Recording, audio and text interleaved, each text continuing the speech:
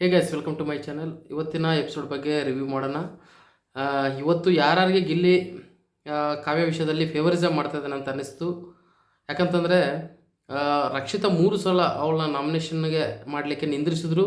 Opposite ಕ್ಯಾಂಡಿಡೇಟ್ಗೆ strong reasons ಕೊಡದೇ ಇದ್ದರು, ಕಾವ್ಯಗೆ strong reasons ಕೊಟ್ಟರು ಕೂಡ ರಕ್ಷಿತಾ. ಆದ್ರೂ ಕಾವ್ಯನ ನಾಮಿನೇಟ್ ಮಾಡಿಲ್ಲ ಗಿಲ್ಲಿ.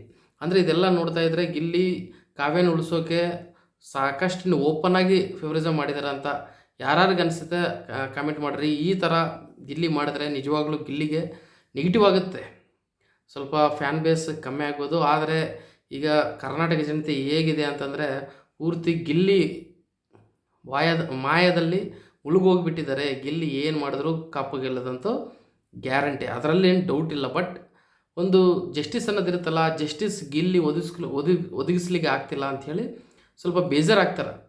ಸೊ ಗಿಲ್ಲಿ ಆ ಥರ ಮಾಡೋದು ಸರಿ ಅನ್ನಿಸ್ತಿಲ್ಲ ಭಾಳ ಜನರು ಗಿಲ್ಲಿ ಕಾವ್ಯ ವಿಷಯದಲ್ಲಿ. ಆ್ಯಕ್ಚುಲಿ ಗಿಲ್ಲಿ ಎಷ್ಟು ಲಾಯಲ್ ಇದ್ದರೂ ಕೂಡ ಕಾವ್ಯ ಲಾಯಲ್ ಆಗಿ ಇರ್ತಿಲ್ಲ.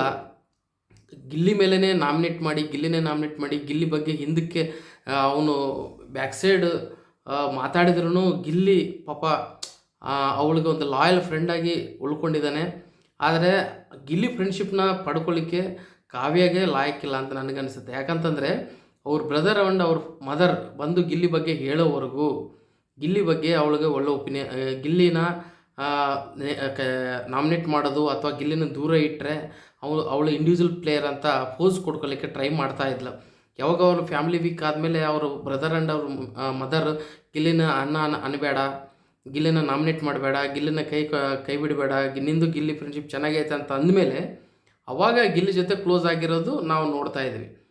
ಇಲ್ಲಾಂತಂದರೆ ಅವರು ಸ್ಪಂದನ ಆ್ಯಂಡ್ ಧನುಷ್ ಜೊತೆ ಸೇರಿಕೊಂಡು ಪೂರ್ತಿ ಗಿಲ್ಲಿನ ಬ್ಯಾಕ್ ಸೈಡ್ ಅವನು ಬೆನ್ನ ಹಿಂದೆ ಮಾತಾಡ್ಕೊತ ಆರಾಮಾಗಿ ಅವನ್ನ ಬ್ಯಾಡ್ ಸ್ಪ್ರೆಡ್ ಮಾಡಲಿಕ್ಕೆ ಟ್ರೈ ಮಾಡ್ತಾಯಿದ್ಲು.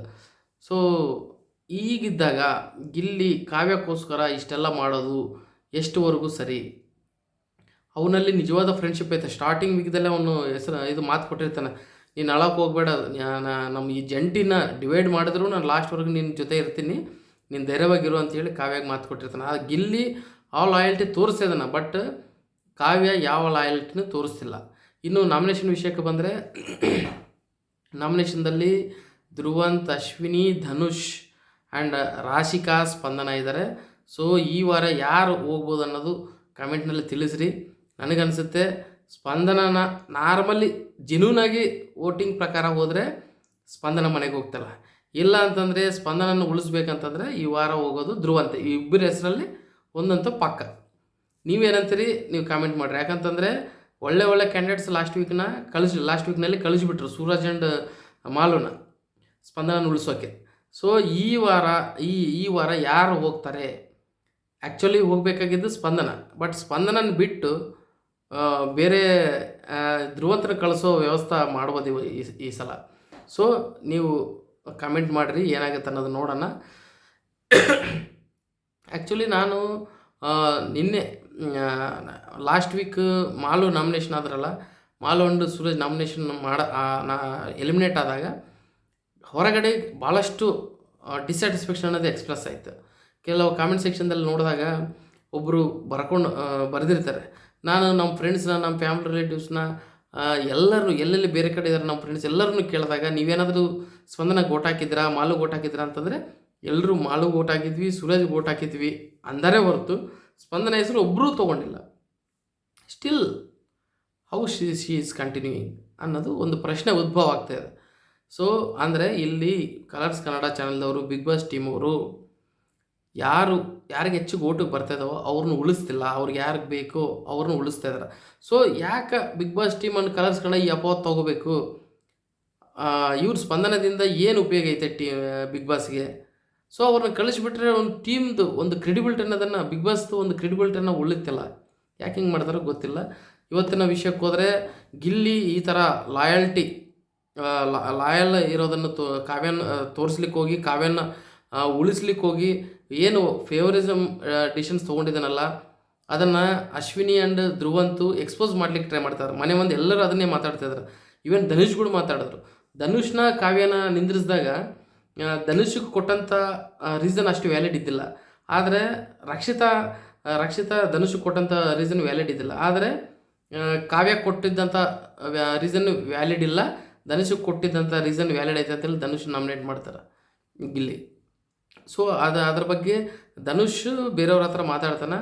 ಆ್ಯಕ್ಚುಲಿ ನನಗೆ ಕೊಟ್ಟಿದ್ದಂಥ ರೀಸನ್ ಅಷ್ಟು ಸ್ಟ್ರಾಂಗೇ ಇದ್ದಿಲ್ಲ, ಬಟ್ ಗಿಲ್ಲಿ ಇಂಟೆನ್ಷನಲ್ಲಿ ನನ್ನ ನಾಮಿನೇಟ್ ಮಾಡಿದೆ ಅಂತ ಹೇಳ್ತಾರೆ.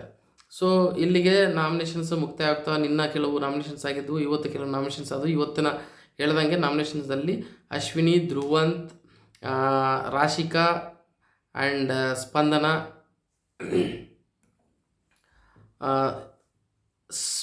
ಇದ್ದಾರೆ. ರಾಶಿಕಾ, ಸ್ಪಂದನ, ಧ್ರುವಂತ್, ಧನುಷ್. ರಾಶಿಕಾ, ಸ್ಪಂದನ, ಧ್ರುವಂತ್, ಅಶ್ವಿನಿ,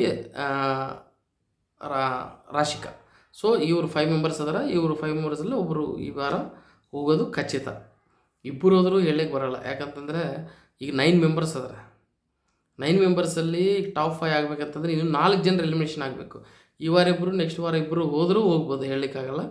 ಸೊ ಅದಾದಮೇಲೆ ನಾಮಿನೇಷನ್ಸ್ ಆದಮೇಲೆ ರಕ್ಷಿತಾಗೂ ಆ್ಯಂಡ್ ಅಶ್ವಿನಿ ರಕ್ಷಿತಾಗೂ ಆ್ಯಂಡ್ ಸ್ಪಂದನಾಗೂ ಒಂದು ಆರ್ಗ್ಯುಮೆಂಟ್ ಆಗುತ್ತೆ. ಈ ರಕ್ಷಿತಾ ನಮಗೆ ಗೊತ್ತಿದ್ದಂಗೆ ಆ ಕಾವ್ಯನ ಸ್ಪಂದನನ ಮನೆಗೆ ಕಳಿಸೋವರೆಗೂ ಇವಳು ಮಲಗೋ ಥರ ಕಾಣ್ತಾ ಇಲ್ಲ.